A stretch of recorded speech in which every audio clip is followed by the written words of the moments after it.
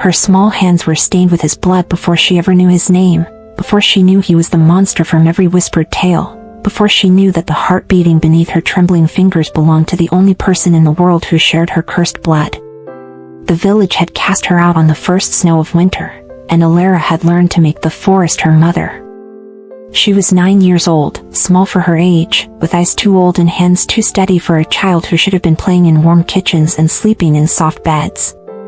Instead, she lived in a hollowed oak on the forest's eastern edge, where the darkness grew thick and travelers never wandered. They had called her cursed, whispered that her eyes glowed amber in certain light, that her mother had died the night she was born, screaming about shadows and monsters and a love that had damned them both. The villagers tolerated her until the headman's son grew ill the same week Elara's 7th birthday passed. Coincidence became conviction. Kindness became stones. And Elara became the forest's child. She did not hate them for it anymore.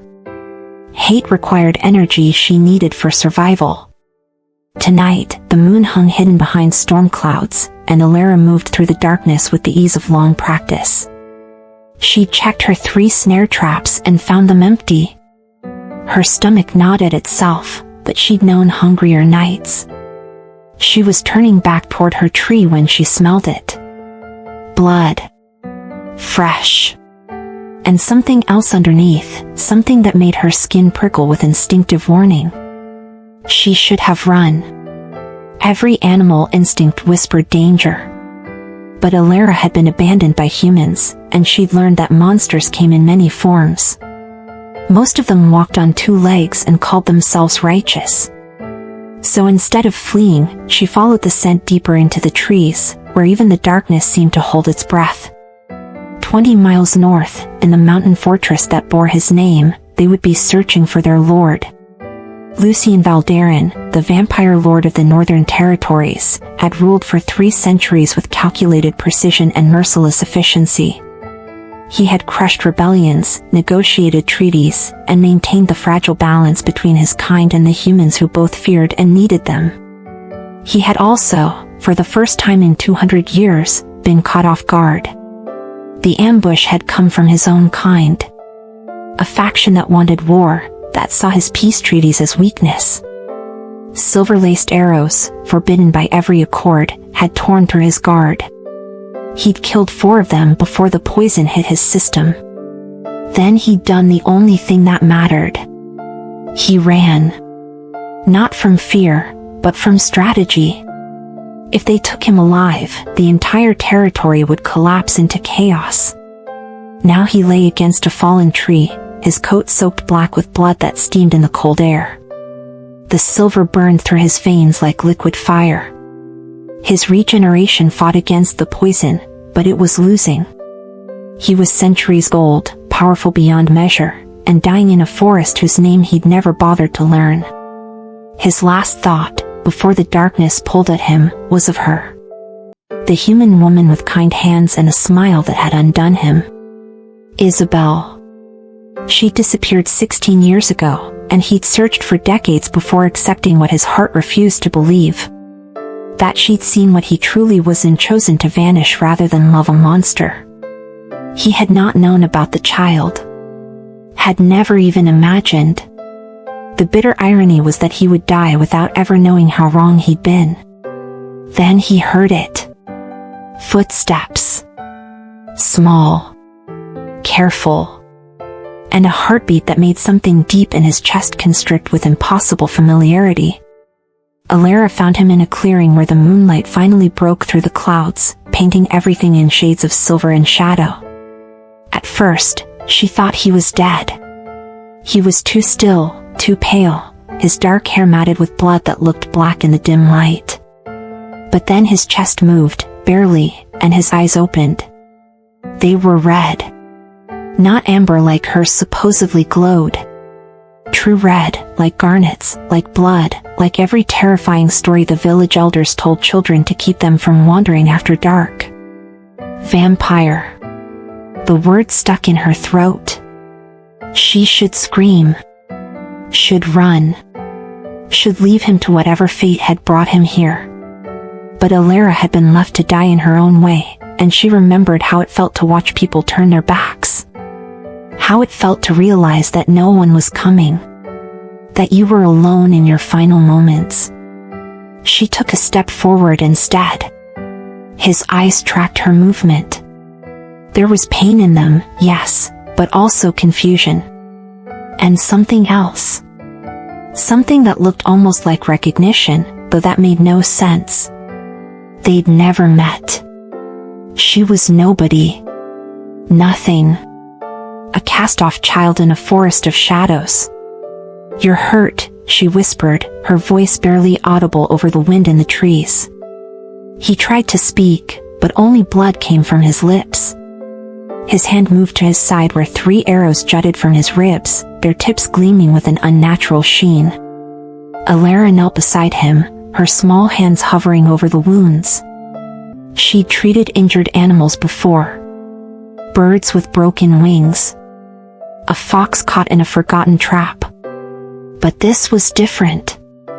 He was different. She could feel heat radiating from him despite his pale, cold skin. Could hear his heartbeat, irregular and struggling. "The arrows have to come out," she said, more to herself than to him. "It's going to hurt." His hand shot out, faster than she could track, and gripped her wrist.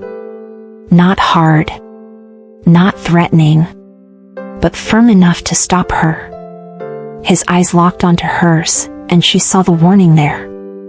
The danger. The clear message that what she was proposing was foolish beyond measure. Elara had been called foolish before. And cursed. And unwanted. One more title wouldn't change who she was. "I know what you are," she said softly. "I know you could kill me. Maybe you will when you're stronger. But right now, you're dying, and I'm the only one here. So you can let me help, or you can die alone in the dark. I know which one I'd choose." Something shifted in his expression. The pain remained, but beneath it came something that looked like wonder. Like he couldn't quite believe what he was seeing. His grip on her wrist loosened, then fell away entirely. Permission. Elara worked quickly. She'd braided her long dark hair with strips of cloth scavenged from abandoned campsites, and she unwound them now, her hair falling around her shoulders. She gripped the first arrow shaft, met his eyes once more, and pulled. The sound he made was barely human. The arrow came free with a wet, terrible resistance, and blood poured from the wound. But beneath the blood, she saw something else. The flesh writhed, trying to knit itself back together but failing. The arrow's tip was coated in silver. Poison, she breathed. She'd heard stories. Silver to vampires was like nightshade to humans. Deadly. Consuming. 2 more arrows. 2 more sounds that would haunt her dreams. By the 3rd, his hand had found hers, gripping it so tightly she felt her bones grind together. But she didn't pull away. She held on and let him anchor himself to her, this broken god of a creature who had somehow fallen into her world. When the last arrow fell to the forest floor, he was gasping. His eyes had faded from red to something darker, more human. And he was looking at her like she was the impossible thing, not him. "Why?" he managed, his voice raw and ancient and achingly vulnerable. Elara sat back on her heels, her hands covered in his blood, her whole body shaking from adrenaline and fear and something she couldn't name. "Because everyone deserves a chance," she said simply. "Even monsters. Especially monsters. We're all just trying to survive." She didn't see the way his expression cracked. The way centuries of carefully constructed walls fractured at the words of a child who had no idea she was speaking to her own father. Who had no idea that her heartbeat matched the rhythm he'd heard once before, 16 years ago, muffled through flesh and womb when he'd laid his head on Isabel's stomach and felt their daughter move for the first and only time. He thought it was Isabel's heartbeat he remembered. He'd been wrong. "Can you walk?" Elara asked, already trying to figure out how to move someone 3 times her size. My shelter isn't far. It's not much, but it's hidden. Safe. You'll need time to heal. You would take me there? His accent was strange, old-fashioned. You would shelter me? I would, she said. And then, with the simple honesty of a child who'd already lost everything, I don't have much. But what I have, I'll share. That's what people are supposed to do, isn't it? Even if they never did it for me. Lucien Valdaren, Lord of the Northern Territories, ancient and feared, felt something he hadn't experienced in 2 centuries. His eyes burned. His throat closed. And for the first time since Isabel had vanished, he felt the terrible, overwhelming weight of hope. What is your name, little one? He whispered. She smiled then, small and uncertain, like she wasn't used to being asked. Like her name was a gift she'd rarely been allowed to give. Elara, she said. I'm Elara. And I'm going to help you live. She didn't know she'd just spoken a vow to her own father. Didn't know that her name, the one Isabel had chosen in secret and written in a journal he'd never found, was about to rewrite both their destinies. But Lucien knew. And the knowledge was both salvation and devastation. Getting him to her shelter took over an hour. He was weak, dangerously so, and though he tried to carry his own weight, he leaned heavily on her small frame. Elara gritted her teeth and bore it, taking 1 step at a time through the forest she knew by heart. When they finally reached the hollowed oak, she helped him inside and watched as he took in her world. It was barely large enough for him to lie down. Dried leaves formed a bed in one corner. Her few possessions lined the walls, a dented pot, a flint stone, a tattered blanket she'd found in a ravine, and a small wooden box that held her treasures. 3 smooth stones, a blue ribbon, and a carved bird her mother had supposedly made before she died. I know it's not a castle, Elara said defensively, misreading his silence. It's perfect, Lucien replied quietly. And he meant it. There was care here. Survival transformed into life through sheer will. This child had built a home from nothing, and it was more honest than any of his grand halls. She helped him onto the makeshift bed and covered him with her only blanket. Then she sat across from him, her back against the curved wall, and studied him with those unsettling amber eyes. The silver is still in your blood, she observed. You're not healing right. He nodded weakly. It will take time. Days, perhaps. If I survive the night. You'll survive, she said with such fierce certainty that he almost believed her. I didn't drag you all this way for you to die in my bed. A ghost of a smile touched his lips. Forgive me. I would hate to inconvenience you. She didn't catch the dry humor. Instead, she leaned forward, her small face serious. When you're better, you'll leave, won't you? Go back to wherever you came from. It wasn't really a question. It was resignation. She was already preparing for the next abandonment. Yes, he said, because lying would be crueler.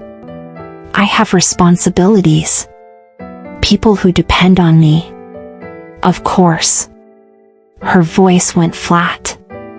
She pulled her knees to her chest, making herself smaller. Everyone leaves eventually. Or they send you away. It's the same thing in the end. Lucien wanted to tell her that wasn't true. That she deserved more. But the words tangled in his throat because he didn't know how to explain what he was feeling. This pull toward her.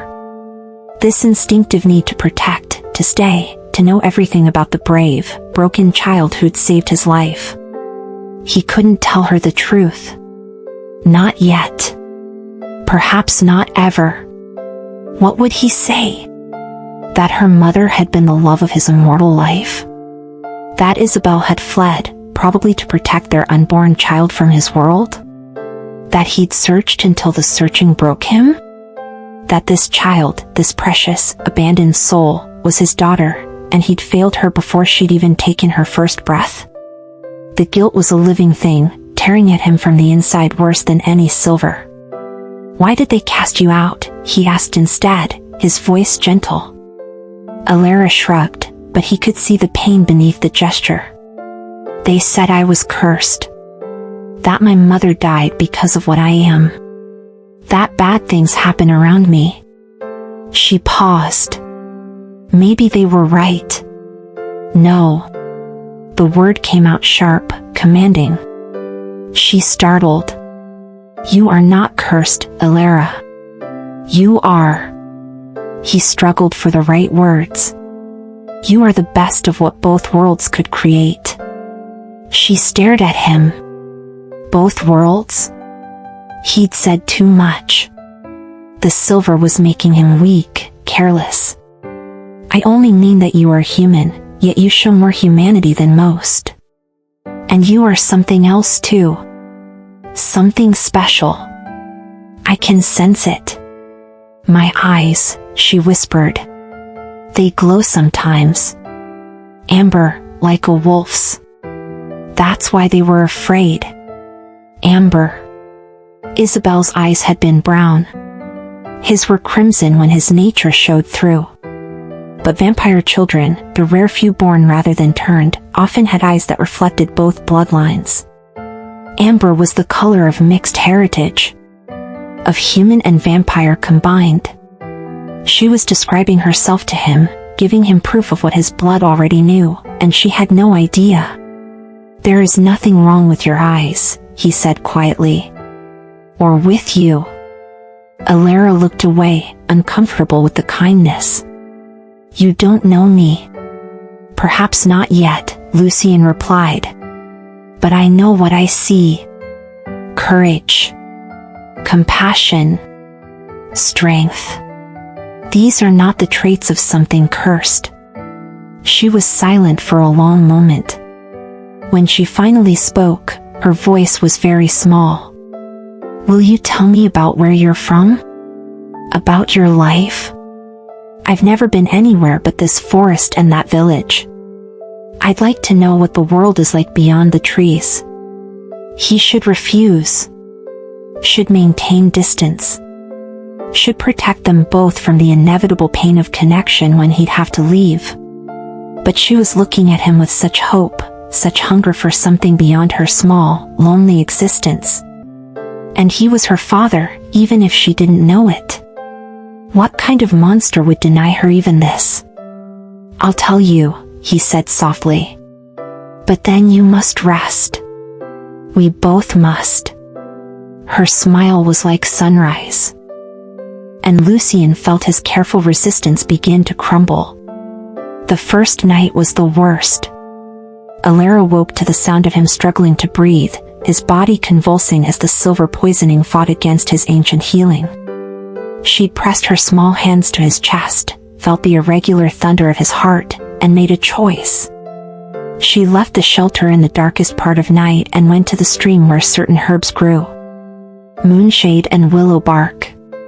The village healer had once mentioned they drew out poisons, though she'd been talking about snake bites, not silver and vampire blood. But poison was poison, and Elara had no other options. She brewed them in her dented pot over a carefully shielded fire, then brought the bitter tea to his lips.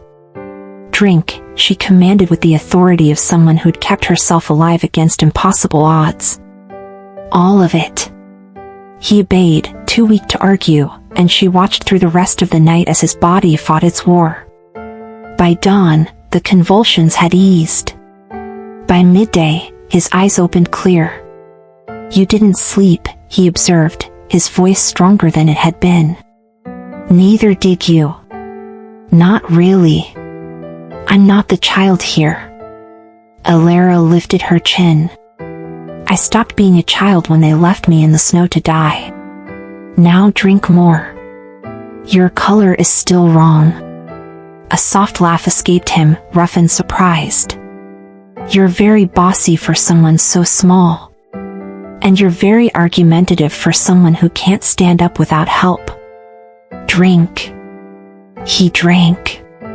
And somewhere in that exchange, in the gentle sparring that felt almost like family, they crossed a line neither could uncross. This wasn't just a wounded stranger anymore.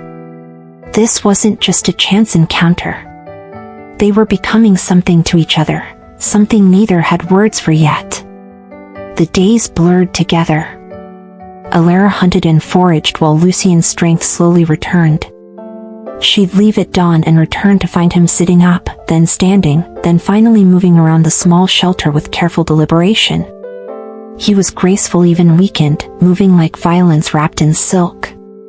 But with her, he was gentle, almost careful. Like she was something precious he was afraid to break. They talked. Oh, how they talked. Elara had spent 2 years with only the forest for company, and the words poured from her like a dam breaking. She told him about the village, about the mother she never knew, about the loneliness that felt like a weight on her chest.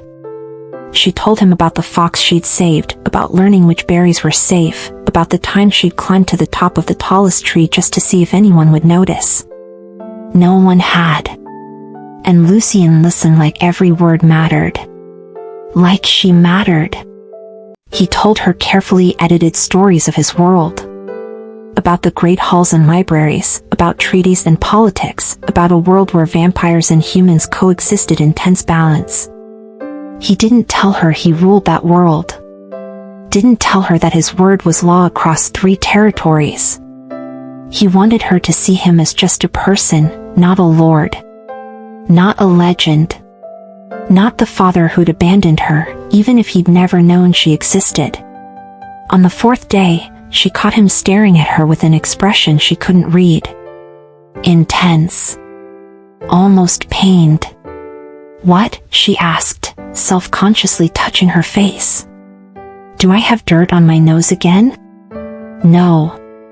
He shook his head slowly. You just remind me of someone. Someone I lost a long time ago.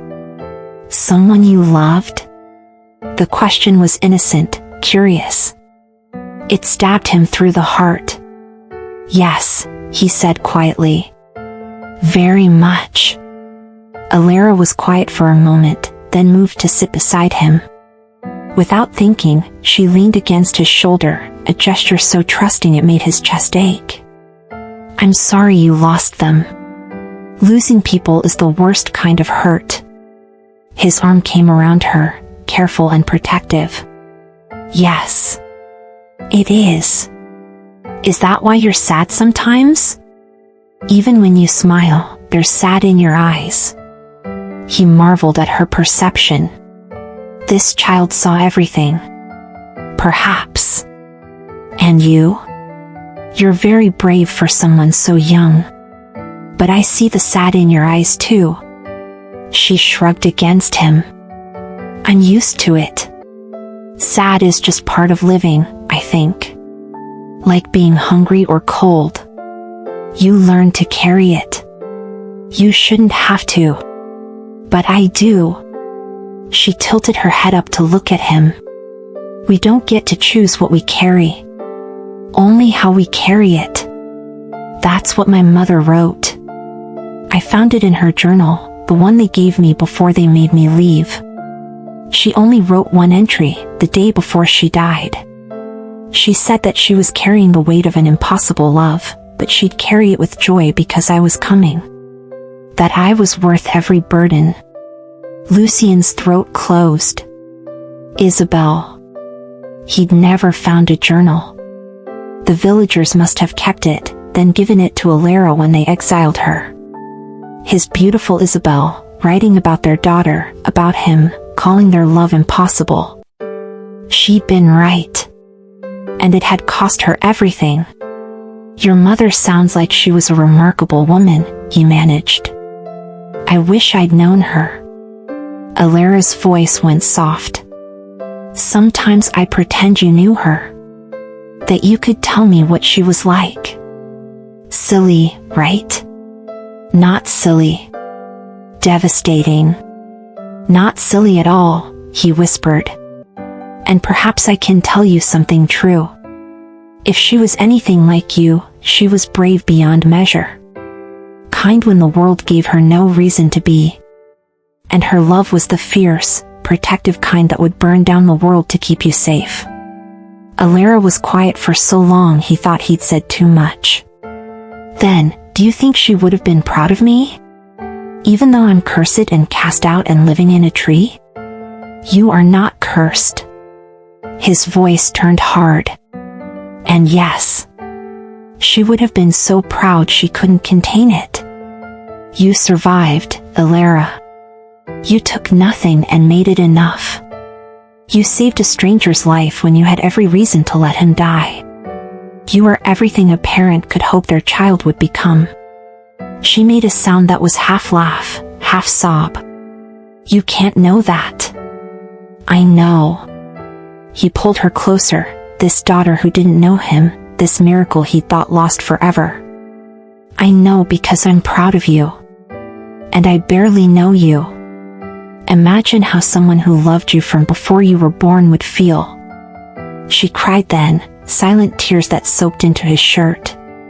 And Lucien held her, this brave, broken, beautiful child, and let himself acknowledge the truth he'd been fighting. He couldn't leave her. Couldn't walk away and let her live alone in the forest like she was something disposable. But he also couldn't tell her who he was. Not yet. She'd saved a wounded stranger. How would she react to learning he was the vampire lord every human feared? Worse, how would she react to learning he was her father, that his blood made her the cursed thing the village had named her? The truth could destroy the fragile trust between them. Could make her hate him. Hate herself. He needed time. Time to earn her trust completely. Time to find the right words. Time to build a foundation strong enough to survive the earthquake of revelation. So he held her and made a silent promise. He would protect her. Provide for her. Give her the life she deserved.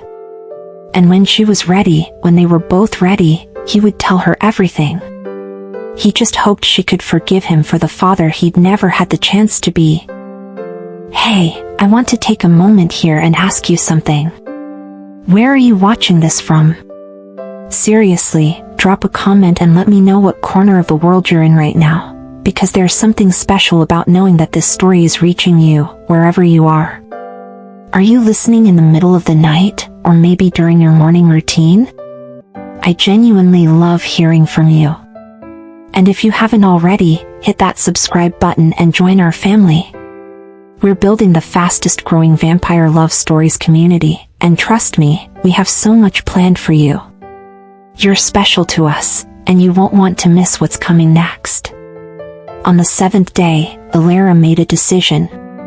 Lucien was strong enough now to move without pain, his supernatural healing finally overcoming the last traces of silver. Soon he'd be completely recovered. And soon after that, he'd leave. The thought sat in her stomach like a stone. She'd found something in these 7 days. Not just companionship, but belonging. When he looked at her, she didn't feel cursed. She felt seen. Valued. Almost loved, though she didn't let herself believe that word. Love was for children with families, not forest orphans with glowing eyes. But she could give him something before he left. A piece of herself. The truth of who she was and where she came from. I want to show you something, she said as the sun began to set. Will you come with me? Lucien looked up from the book he'd been reading, one she'd found abandoned in a merchant's cart years ago. She'd taught herself to read from it, sounding out words by firelight. Of course. Where? Not far. There's a place I go sometimes. When I need to remember. They walked through the forest in comfortable silence. The trees were beginning to bud with early spring, and the air smelled of thawing earth and possibility. Elara led him to a clearing she'd never shown anyone, because there'd never been anyone to show. In the center stood a stone marker. Crude, carved by unskilled hands. Hers. Isabel Thorne. Beloved. Gone too soon. Lucien stopped breathing. This is where they buried my mother, Elara said softly. Outside the village, because they said she was tainted. That she'd laid with a monster and deserved an unhallowed grave. She knelt by the stone, her small hand touching the carved letters. I made this when I was 7. Before they sent me away. I wanted her to have something beautiful. I don't think I managed beautiful, but I tried. It's beautiful, Lucien said hoarsely. His eyes were locked on the name. Isabel. His Isabel. She hadn't run from him. She died. Died giving birth to their daughter, alone and condemned by the people who should have helped her. The grief was a wave that nearly took him to his knees. I never knew her, Elara continued, unaware of the devastation behind her. But I talk to her sometimes. Tell her about my life. About the things I see. I used to imagine she could hear me. That maybe wherever she is, she knows I'm trying to make her proud. She paused. I told her about you. About how you're the first person in 2 years who's talked to me like I'm real. Like I matter. Elara. Her name broke in his throat. She turned, and her eyes widened at his expression. What's wrong? Did I upset you? I'm sorry, I shouldn't have brought you to a grave, that was thoughtless. No. He moved to her, knelt beside her in the dirt. No, you didn't upset me. I just... How did he explain? How did he tell her that he was kneeling at the grave of the woman he'd loved, the woman who died bringing their daughter into the world? I'm sorry. So deeply sorry that you lost her. That she lost you. That you've both been robbed of something precious. Elara studied his face. You really did know her, didn't you? That's why you looked sad when I mentioned her journal. That's why you knew what she was like. He should deny it. Should protect the secret a little longer.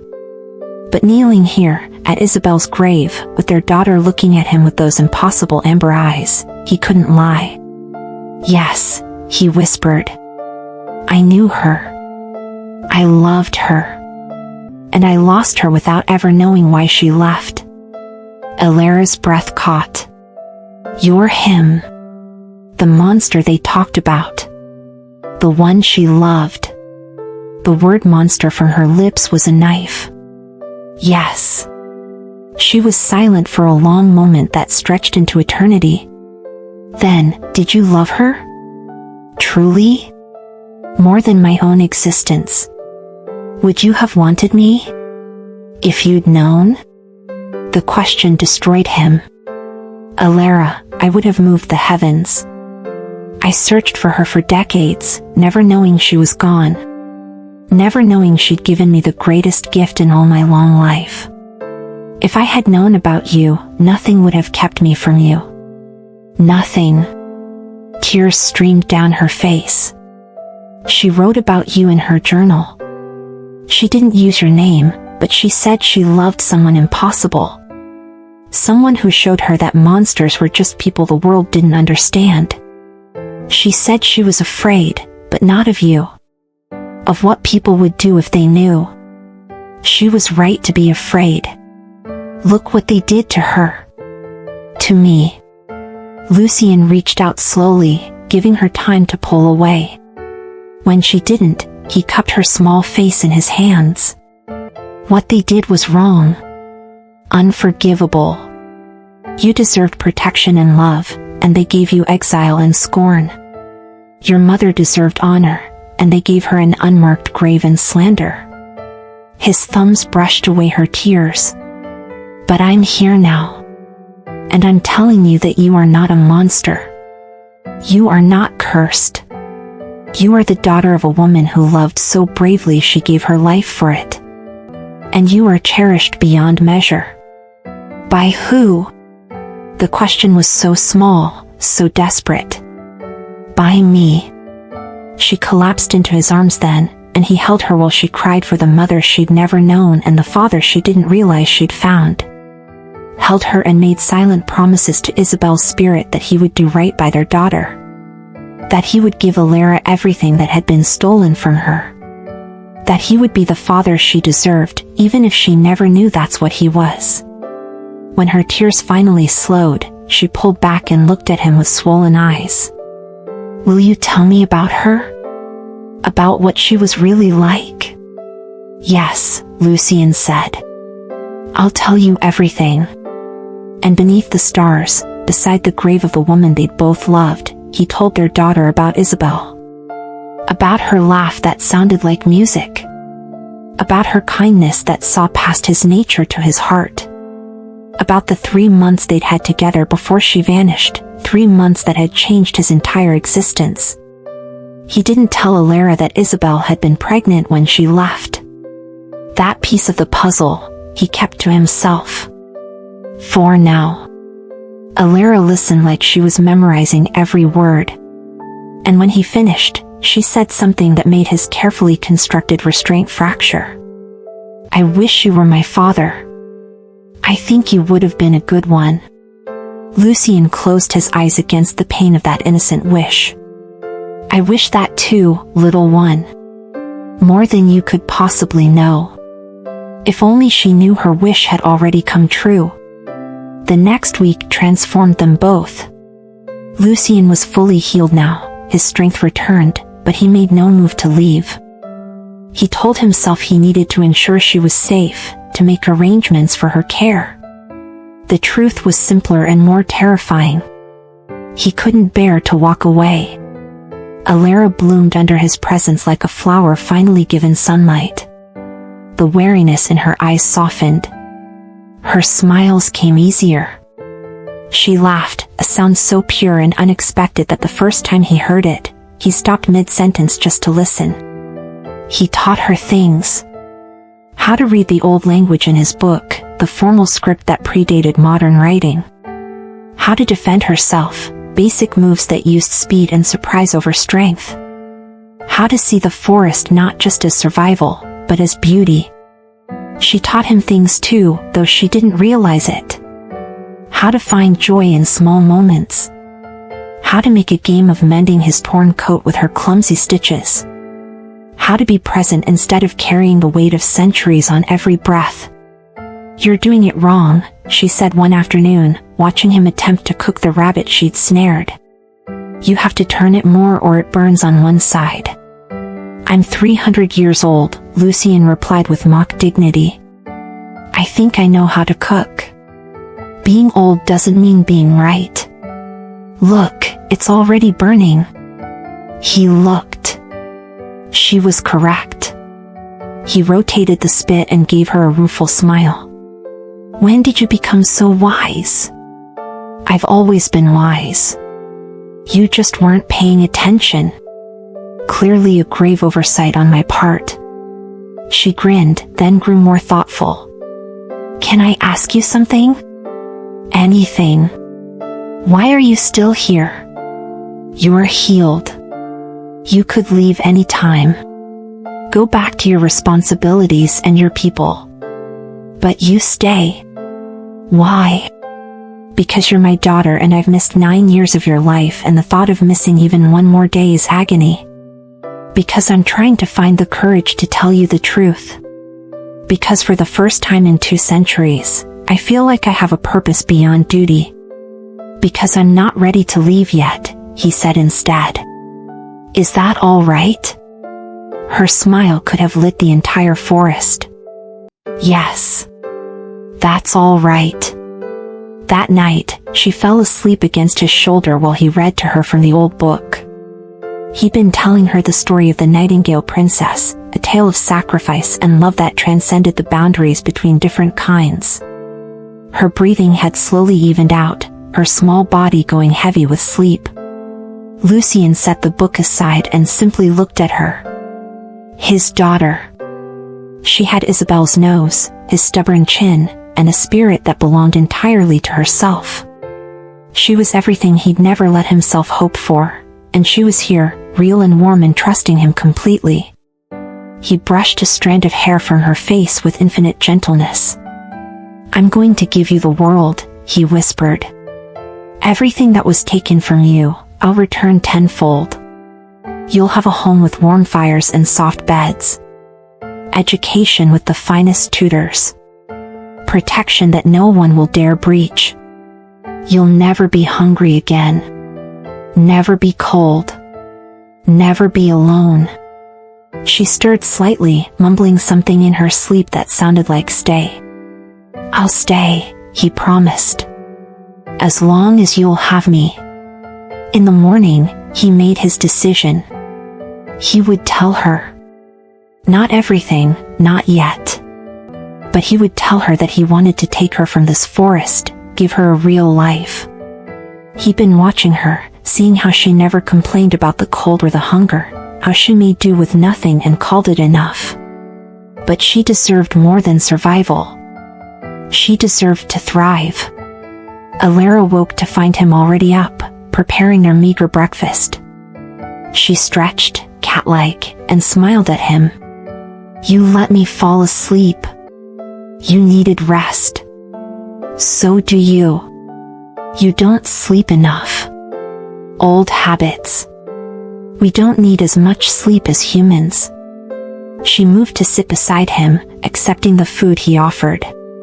They ate in comfortable silence for a while before she spoke again. "Lucien? When you do leave, could I come with you?" His heart stopped. "What?" She wouldn't meet his eyes, suddenly shy. "I know I'm just a human child and you're important and have a whole other life. But I thought maybe I could work for you or something. In the kitchens or the stables. I'm stronger than I look, and I learn fast. I wouldn't be a burden. You wouldn't even have to see me most of the time. I just..."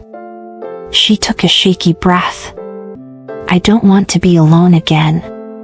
And these past weeks with you have been the happiest I've ever been. So I thought maybe, if you didn't mind." He pulled her into his arms before she could finish the heartbreaking proposal. "Elara, stop. Please." "I'm sorry," she said into his chest. "I shouldn't have asked. Forget I said anything. No, you misunderstand." He pulled back enough to meet her eyes. "I don't want you in the kitchens or the stables. I don't want you somewhere I can't see you." Her face fell. "Oh, of course. I understand. I want you with me," he continued firmly. "In my home. As part of my family. Not as a servant, but as someone precious and valued. I want to give you the life you should have always had." She stared at him, hope and disbelief warring in her expression. "You mean it? Truly? With everything I am? I want you to come home with me, Elara.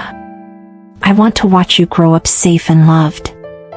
I want to give you teachers and books and friends your own age. I want you to never doubt again that you matter, that you're wanted, that you're cherished." "But why?" The question was barely a whisper. "Why would you do all that for me?" "Because you're my daughter.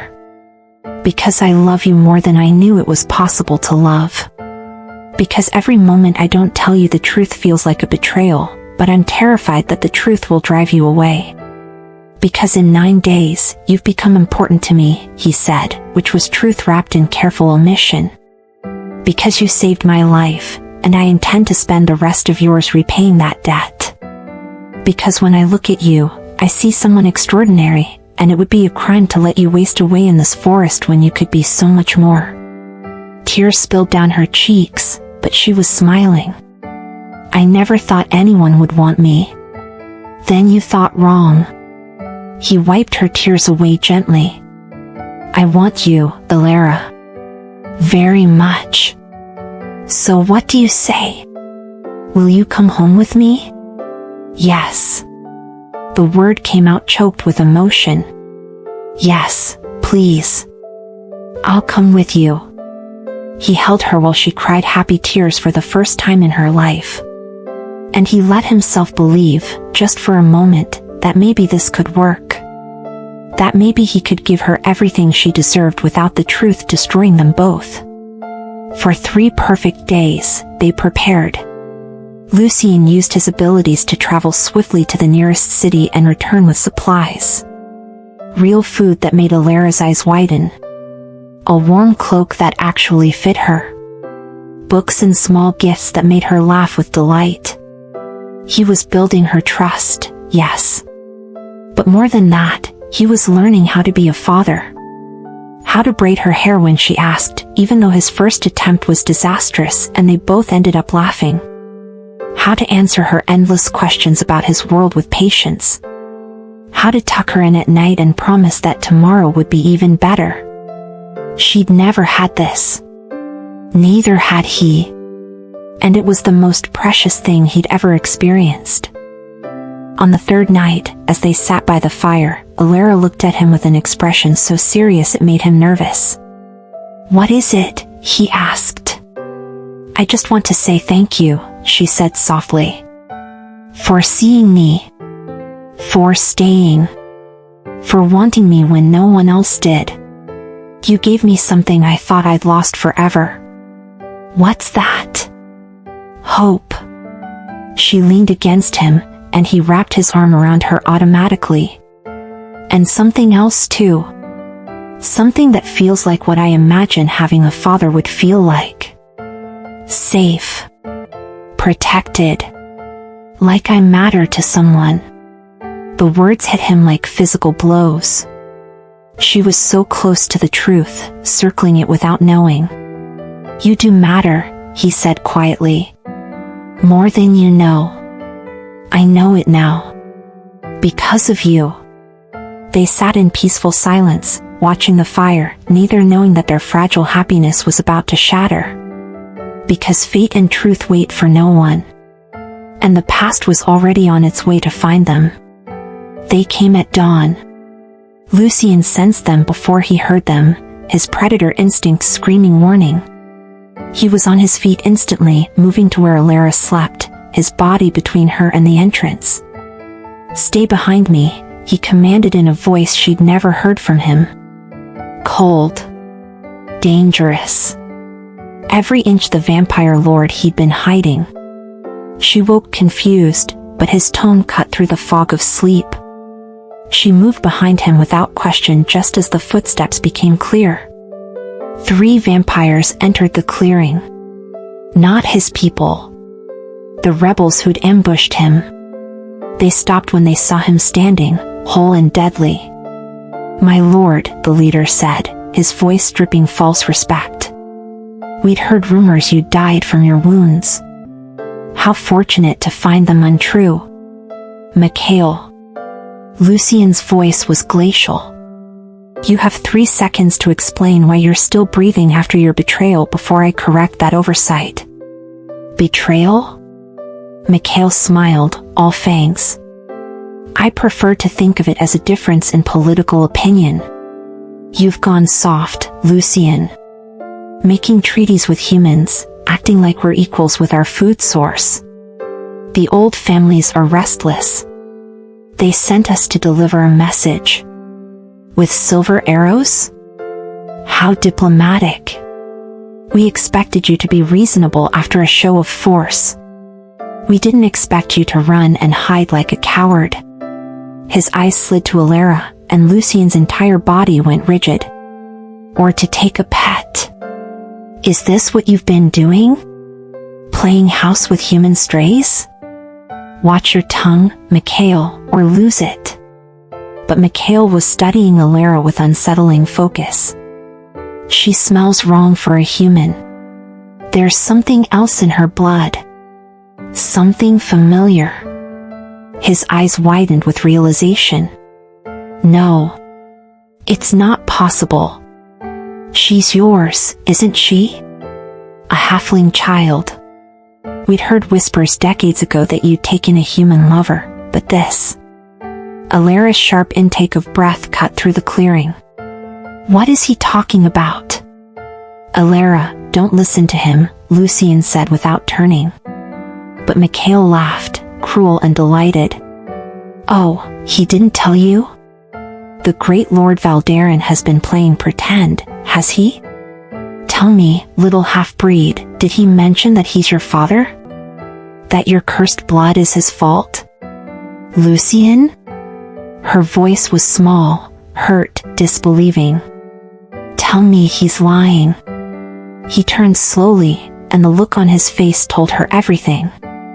You knew, she breathed. This whole time, you knew. Elara, let me explain. You knew. Her voice cracked.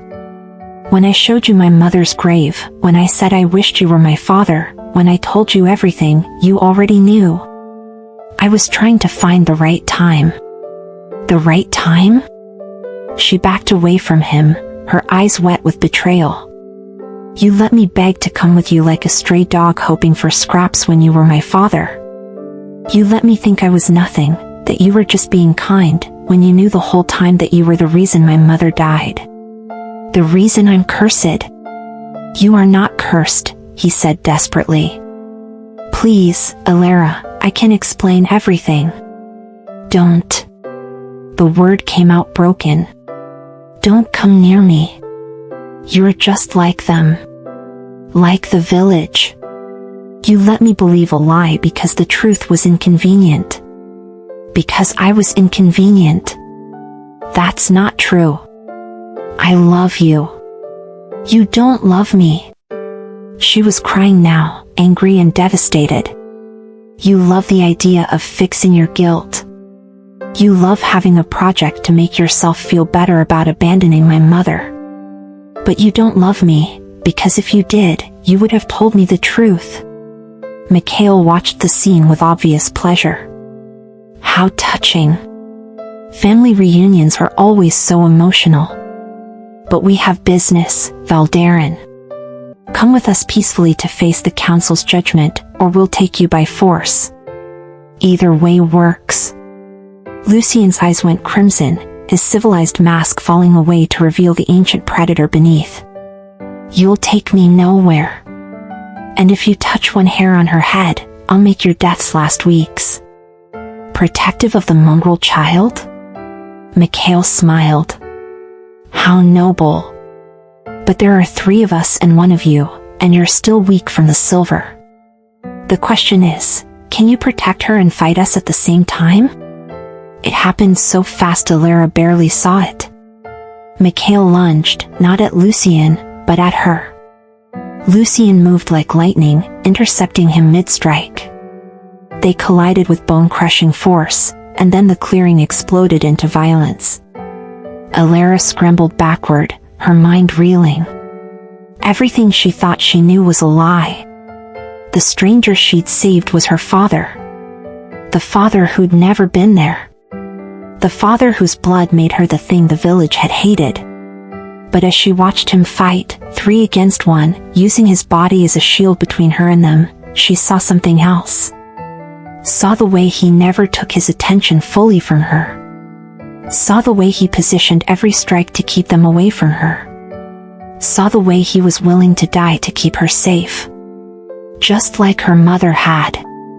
One of the vampires broke through his defense and came for her. Elara froze, too overwhelmed to move. She saw death coming and couldn't make her legs work. Then Lucien was there, taking the blow meant for her. Claws raked across his chest, drawing blood. He didn't even flinch, just threw his attacker back with brutal efficiency. Run, he shouted at her. Elara, run. But she couldn't. Because despite the lies, despite the betrayal, despite everything, he was her father. And he was bleeding for her. The realization broke something open inside her. No, she screamed. And something happened. Her eyes flared bright amber, and power she'd never known she possessed exploded outward in a wave of pure force. The three attackers were thrown backward, smashing into trees. Lucien stared at her in shock. Elara stared at her hands, glowing with faint golden light. "What did I do?" "You manifested," Lucien breathed. "Your vampire nature. You protected me." Mikhail pulled himself up, blood dripping from his mouth. "The half-breed has power. The council will definitely want her now. Both of you." He lunged again, and this time Lucien met him with the full force of 3 centuries of lethal skill. It was over in moments. Mikhail fell, not dead but broken. The other 2 dragged him away, knowing they were outmatched. "This isn't over, Valdaren," Mikhail spat. "They'll come for you both." Then they were gone, leaving Lucien and Elara alone in the destroyed clearing. The silence was deafening. Elara looked at her father, really looked at him. At the blood on his chest from protecting her. At the desperate hope and fear in his eyes. At the truth she couldn't hide from anymore. "Why didn't you tell me?" she whispered. "Because I was afraid," he said simply. "Afraid you'd hate me. Afraid you'd see yourself as cursed because of what I am. Afraid I'd lose you before I ever really had you. I know that's not an excuse. I know I should have told you the moment I realized. But Elara, please believe me when I say that every moment with you has been precious to me. You are not a project or a way to ease my guilt. You are my daughter, and I love you more than I have ever loved anything in my entire existence." She wanted to stay angry. Wanted to hold on to the betrayal. But she'd felt his power during that fight, and she understood now what he'd hidden. Not just that he was her father, but who he was. What he was. A lord, a leader, someone with responsibilities and enemies. And he'd stayed with her anyway. Had chosen her anyway. "You should have told me," she said, tears streaming down her face. "I know. I'm so angry at you. I know. But you're still my father." His eyes closed, and she saw wetness on his lashes. "Yes. I am. And I will spend the rest of your life proving that I'm worthy of that title, if you'll let me." Elara looked at the destroyed clearing, at the evidence of violence, at the reality of what she was and what he was. Everything had changed.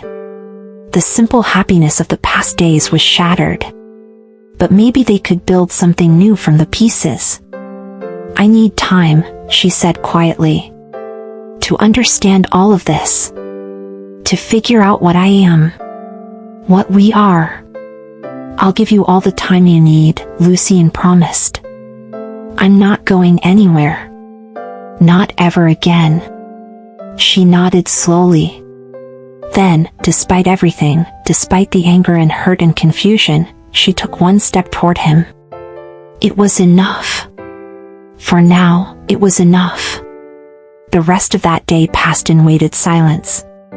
They returned to the shelter, but everything felt different. The small space that had been a sanctuary now felt suffocating with unspoken words. Elara sat against the far wall, knees pulled to her chest, watching him with wary eyes. Lucien kept his distance, respecting her need for space even though every instinct screamed to hold her, to explain, to make it right. Night fell. Neither slept. "They'll come back," Elara finally said, her voice cutting through the darkness. "Those vampires. They know about me now. About what I am. Yes. No point in lying anymore. The council will see you as either a threat or a tool. Possibly both. Because I'm half human. Because you're powerful. What you did today, manifesting defensive magic without training, that's extraordinary. Most halflings never access their vampire nature at all." She absorbed this quietly. So I really am cursed. Just like they said. No. He moved closer, stopping when she tensed.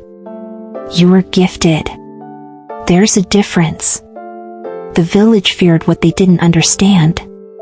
But your abilities aren't a curse, Elara. They're part of who you are. Part of both your parents' legacy. My mother died because of this legacy. Because of you. The accusation landed like a physical blow, but he didn't deflect it. Yes. If I had never met Isabel, she would likely still be alive. I've carried that guilt every day since she disappeared. It's a weight I'll bear forever. Then how can you say I'm not cursed? My existence killed her. No. His voice turned fierce. The ignorance and cruelty of that village killed her. The fact that she had to hide her pregnancy, face it alone without medical help, without support, that killed her. You were an innocent child. You are still innocent. Their sins are not yours to carry. Elara was quiet for a long moment. Do you really believe that? With everything I am? Then why do I feel like a monster? He closed his eyes against the pain in her voice. Because people you trusted told you that you were. Because you've spent 9 years believing their lies.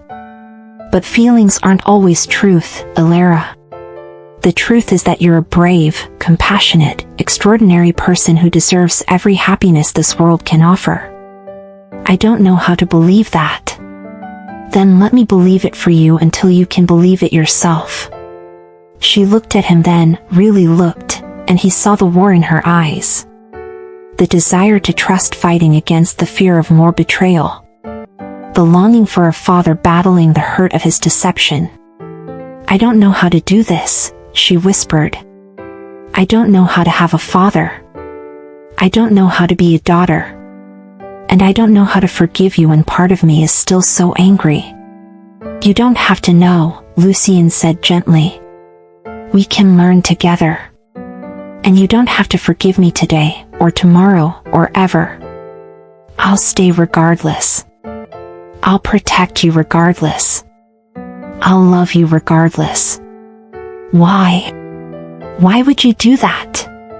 Because that's what fathers do. Real fathers. They stay even when it's hard.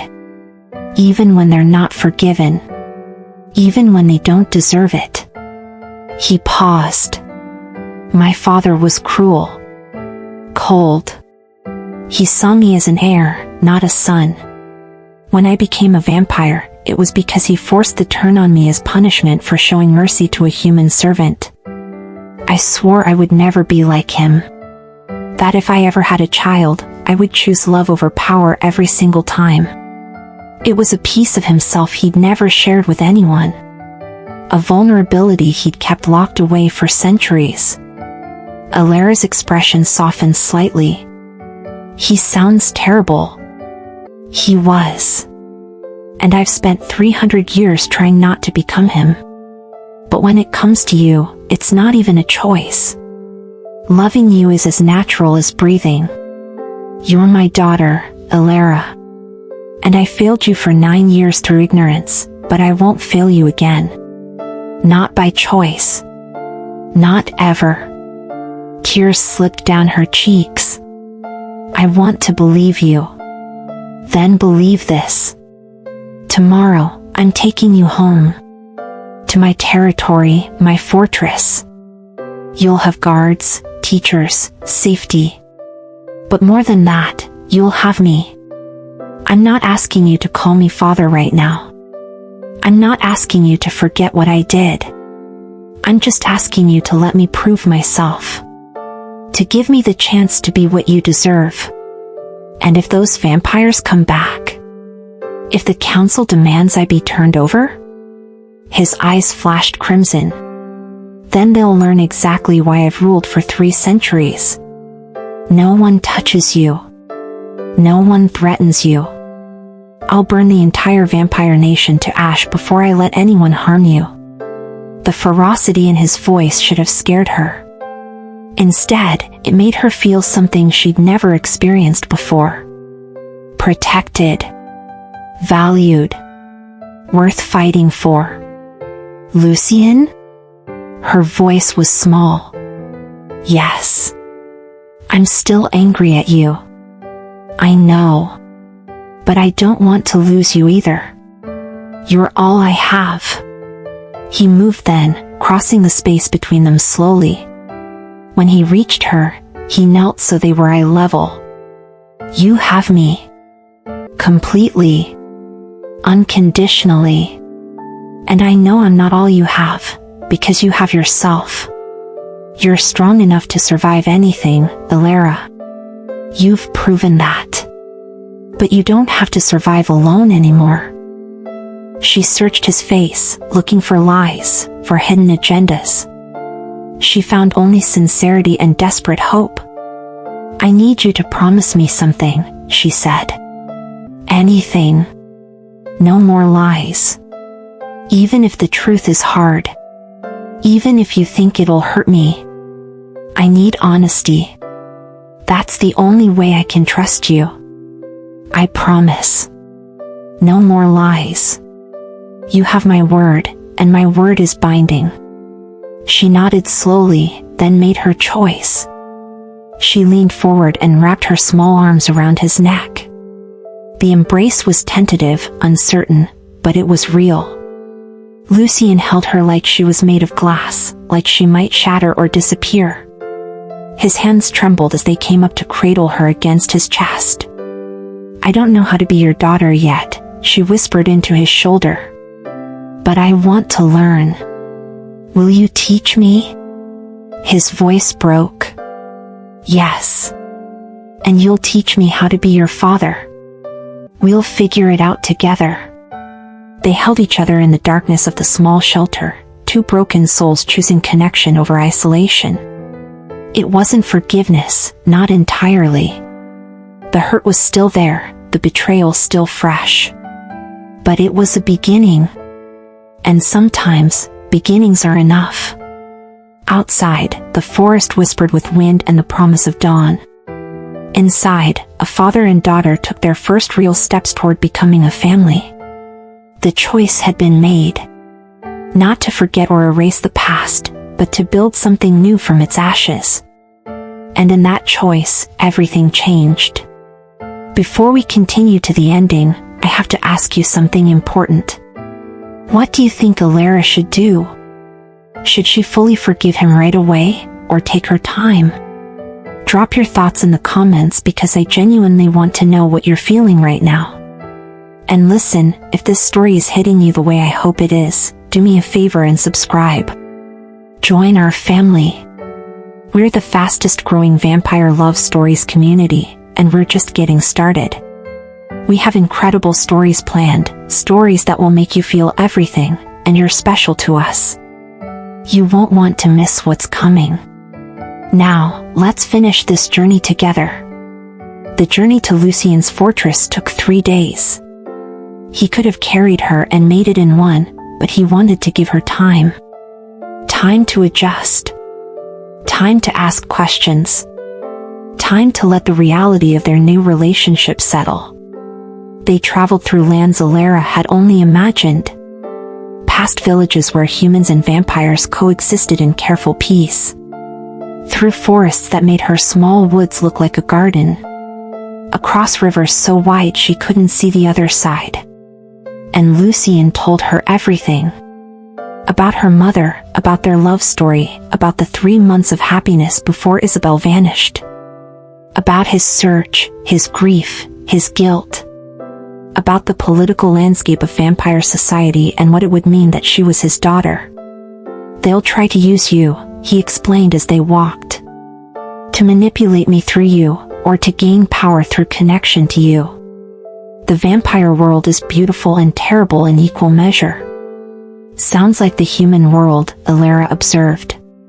He smiled. Perhaps we're not so different after all. Will they accept me? The other vampires? Some will. Some won't. But it doesn't matter. You're under my protection, and my word is law in the Northern Territories. Anyone who disrespects you disrespects me. She was quiet for a moment. I don't want to cause you problems. Lucien stopped walking and turned to face her. Elara, look at me. When she did, his expression was completely serious. You are not a problem. You are not a burden. You are my daughter, and you are a gift I never thought I'd receive. Anyone who sees you as anything less will answer to me. Do you understand? She nodded, something warm unfurling in her chest.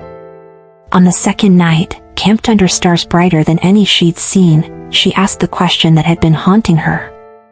Do you think my mother would be happy about us finding each other? Lucien looked up at the sky, seeing Isabel's face in his memory.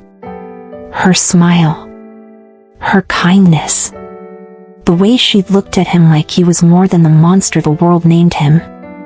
I think she would be overjoyed, he said softly. She loved you before you were born. Wrote about you in her journal with such hope and wonder. And she loved me, despite everything. Knowing that we found each other, that you're not alone, that I can give you the life she wanted for you, yes. I think she would be very happy. Elara leaned against his shoulder, a gesture that was becoming familiar. Tell me more about her. What was her favorite color? What made her laugh? What were her dreams? So he told her. Story after story, memory after memory. Painting a picture of the mother she'd never known but would always carry in her heart. And Elara listened, soaking in every detail, building a bridge between past and present. On the third day, they crested a hill, and Elara saw it. The fortress. It rose from the mountainside like something from a dream, all soaring towers and elegant architecture. Lights glowed in countless windows. Gardens sprawled across terraces. It was beautiful and imposing and utterly overwhelming. That's home, Lucien said quietly. You're home now, if you'll have it. Elara stared, unable to find words. This was so far from her hollow tree, from her small, lonely existence. This was a fairy tale, and she was terrified she'd wake up. Hey. Lucien knelt beside her. I know it's a lot. I know you're scared. But you don't have to face any of it alone. I'll be with you every step. We'll take it slow. And if it's too much, if you need space or time or just want to hide in your room for a week, that's fine. There are no expectations. Just possibilities. She took a shaky breath. What if I don't fit? What if I'm too human, or too vampire, or too broken? Then you'll fit perfectly, he said firmly. Because you're exactly who you're supposed to be. And anyone who doesn't see that can answer to me. She managed a small smile. You say that a lot. Because I mean it every time. They walked through the gates together, Lucien's hand on her shoulder, protective and proud. The courtyard filled with vampires, all stopping to stare at the small girl beside their lord. Lucien's voice rang out, clear and commanding. This is Elara Valdaren. My daughter. She is under my protection and carries my name. You will treat her with the respect due her station, or you will leave my territory. Is that understood?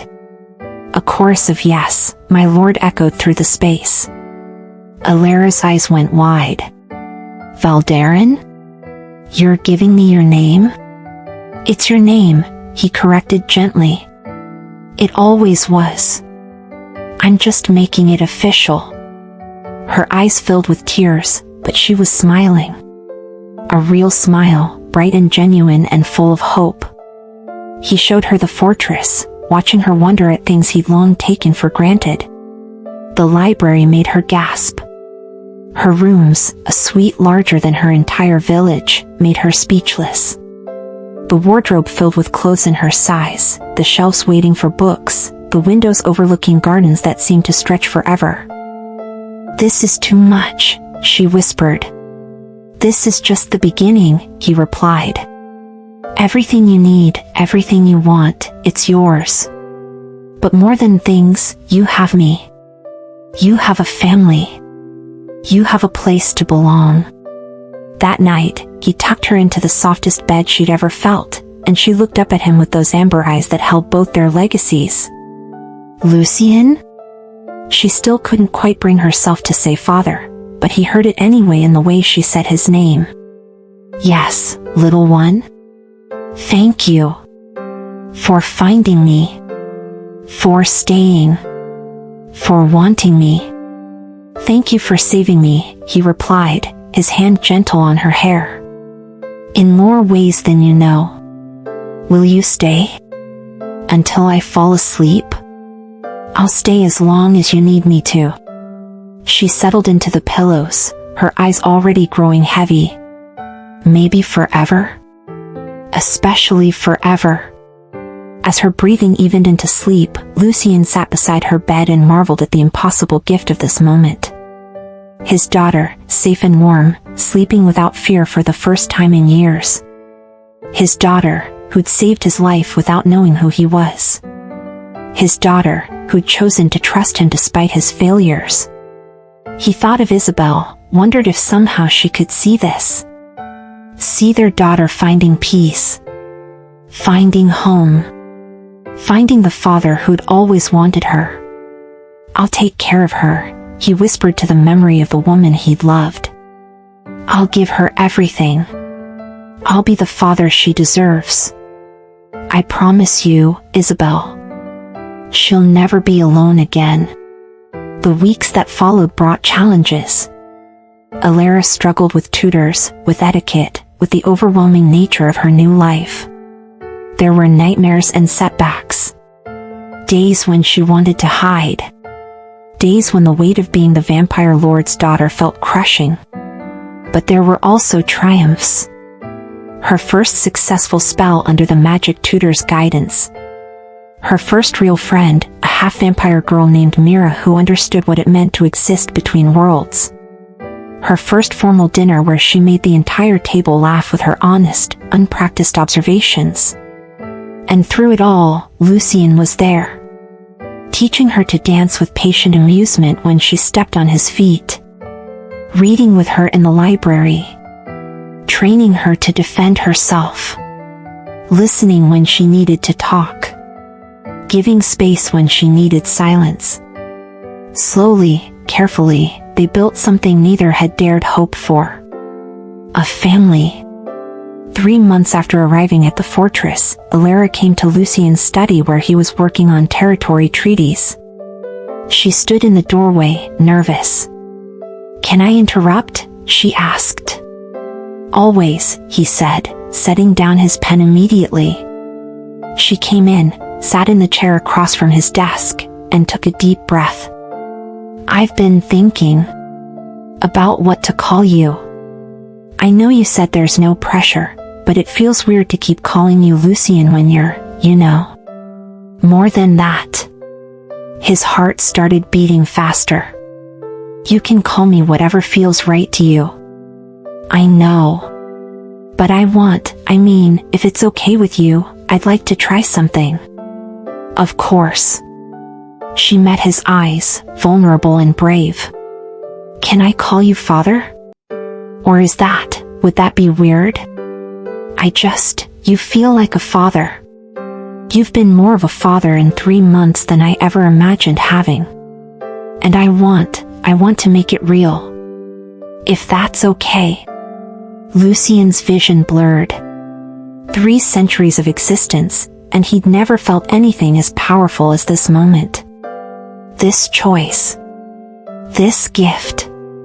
"It would be the greatest honor of my life," he managed, his voice thick with emotion. Her smile was radiant. "Okay. Then, Father, can you help me with my history essay? I'm completely lost on the Treaty of Eastern Borders." He laughed, the sound full of joy and wonder. "Yes, daughter. I can help you with that." She came around the desk and hugged him, no longer tentative. He held her close, this miracle child, this piece of Isabel, this person who'd become the center of his world. "I love you," he said, the words he'd been holding back, waiting for the right moment. "I love you more than I knew it was possible to love." "I love you too," she whispered back. "Father." And in that word, in that embrace, both found what they'd been searching for all along. A rejected little girl had sheltered a wounded stranger in the dark forest, unaware he was the dangerous vampire lord. Unaware he was her biological father. But aware, now, that she was loved. Chosen. Home. The curse had been a lie. The truth was love. And love, in the end, was everything. So here's my final question for you, and I really want to hear your answer. Have you ever felt rejected or unwanted, but then found your place? Found your person?